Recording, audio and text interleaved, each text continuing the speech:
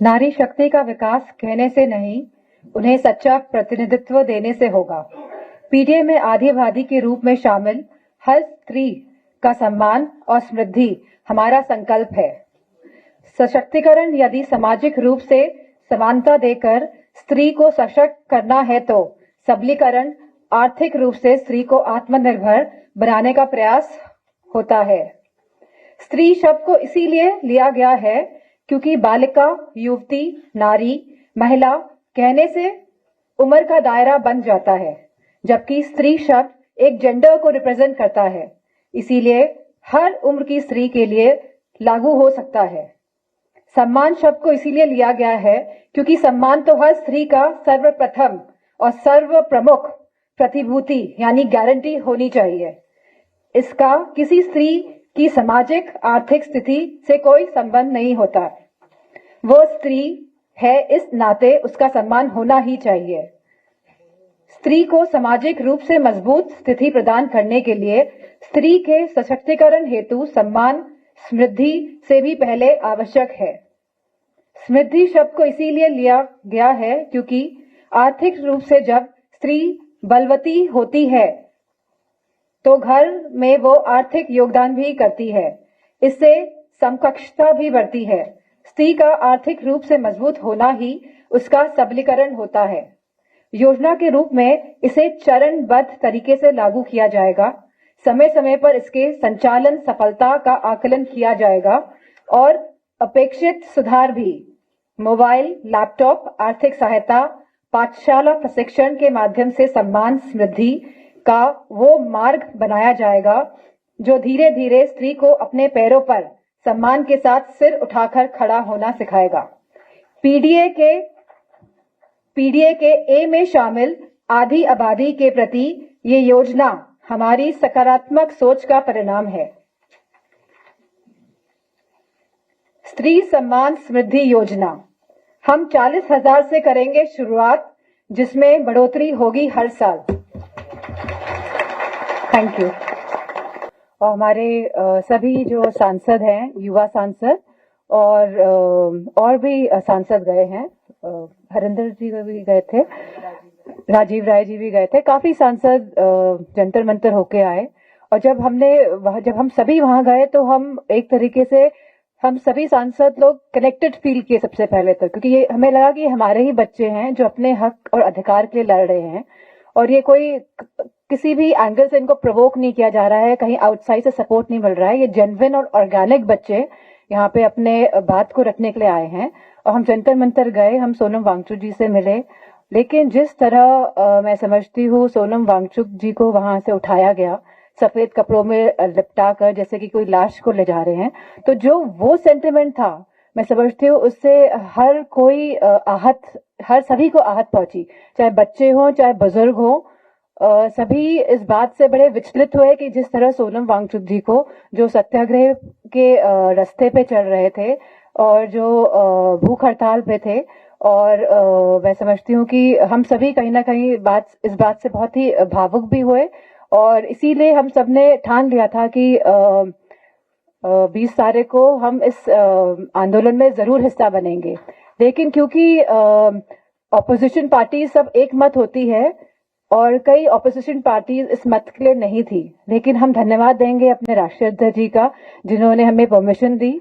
और अगर परमिशन नहीं देते तो हम नहीं जानते हम क्या करते, हो सकता तभी भी जाते। युवा लोग हम ही सब ठान के बैठे हुए थे, लेकिन हम धन्यवाद देंगे हमारे राष्ट्रीय अध्यक्ष जी का जिन्होंने हमें परमिशन दी, क्योंकि उन लोगों ने देख लिया था कि सभी महिलाएं सांसद स्पोर्ट्स शूज पहन के आई हैं, वो अपना मन बना के आई हैं। तब हमारे अध्यक्ष जी ने कहा कि जाइए आप सब लोग शरीक होइए।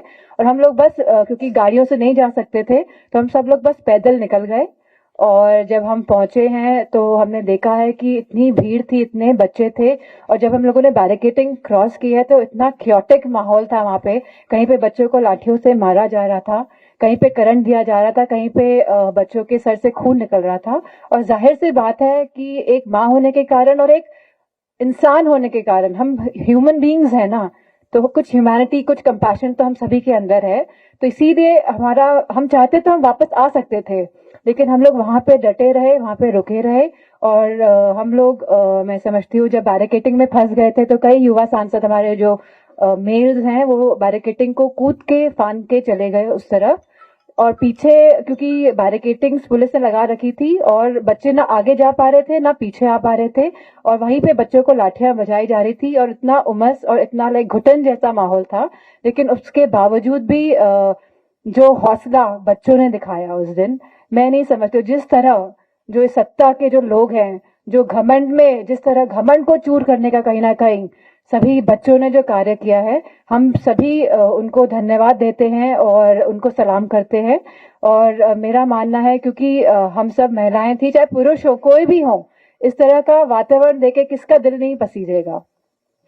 We could feel the pain basically because इतने बच्चे मतलब घबराए हुए थे, बेटियां इतनी चिल्लाती हुई अंदर आ रही थी कि हमारे कपड़े फाड़ दिए गए और न जाने क्या क्या हुआ, करंट लगाया गया, बच्चे बता रहे थे हमको। तो हमारा बिल्कुल भी ये मन नहीं हुआ कि हम इनको कहीं भी छोड़ के जाए, हम उनको एम्बुलेंस की सेवा पहुंचाने का कार्य करें। वहां से हम अधिकारियों से बात कर रहे थे कि एम्बुलेंस में ड्राइवर्स नहीं है तो आप ड्राइवर्स दीजिए जिससे कि बच्चों को हॉस्पिटल लेके जाया जा सके।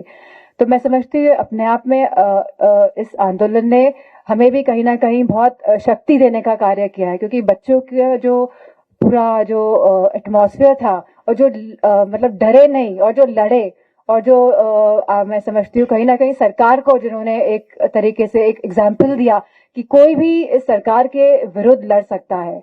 और इसके पूरे आंदोलन के बाद क्या किया सरकार ने, इस पूरे आंदोलन के बाद सरकार ने जितनों भी बच्चों ने रील्स डाली थी सोशल मीडिया में, और जितने भी हमारे जो यूट्यूबर्स हैं जिनके मिलियंस ऑफ फॉलोअर्स हैं, उन सबके उन रील्स को हटाने का कार्य सरकार ने किया। सरकार ये जान गई कहीं ना कहीं वह इन बच्चों के हाथों से हारी है सरकार।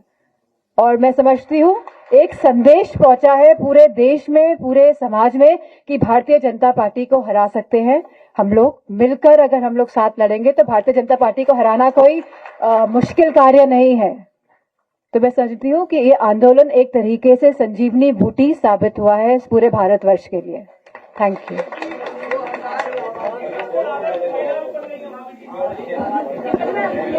We can say Nepal ji, आपने जो ये आंसर दिया है उसी में क्वेश्चन ऐड करना चाहूंगी।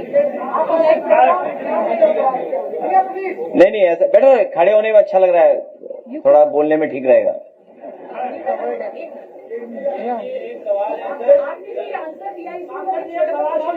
नहीं उन्हीं लोगों से पूछिए ना।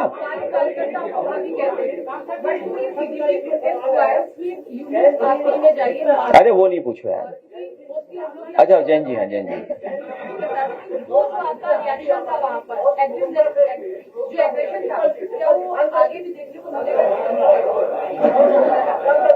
जैसे कि मैंने कहा आंदोलन में भाग लेके हमको भी एक तरह की शक्ति का अनुभव हुआ है।